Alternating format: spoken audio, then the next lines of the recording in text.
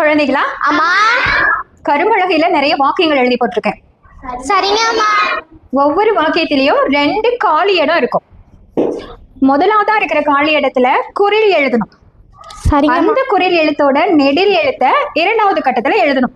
சரிங்க அம்மா. அப்ப அந்த வாக்கியம் முழுமையாயிடும். ரொம்ப எளிமையா தான் இருக்கும். ஒவ்வொருத்தருக்கும் ஒவ்வொரு வாக்கியம். தயாரா இருக்கீங்களா? முதலாவதா காவியா வாங்க.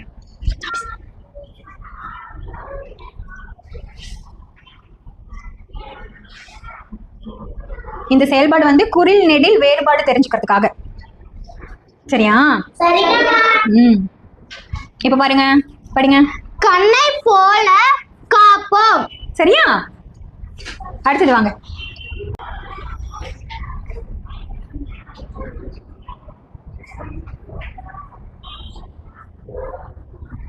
பள்ளி விழுந்த பானை.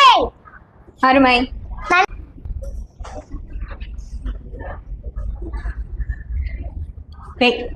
அதோட நெடில் சொல்லுங்க.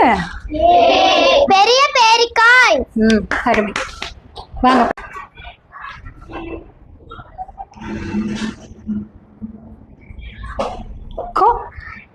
நெடில்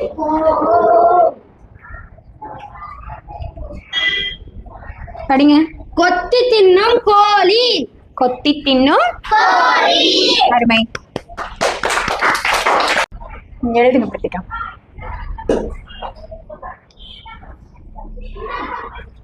மே நெடில் மே. மே படிங்க. மெல்ல தவழ்ந்தது மேகம். மெல்ல தவழ்ந்தது மேகம். அடுத்து வாங்க.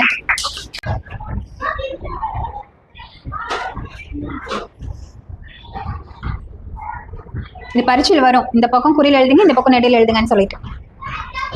கொட்டி கிடக்குது கோடி மலர்கள். எழுதுங்க ஸ்ரீதர்.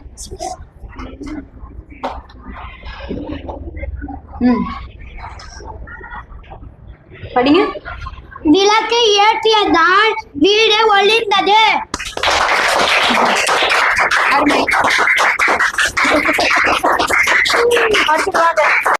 எழுதுங்க தேனிலா. எழுதுங்க. சரி.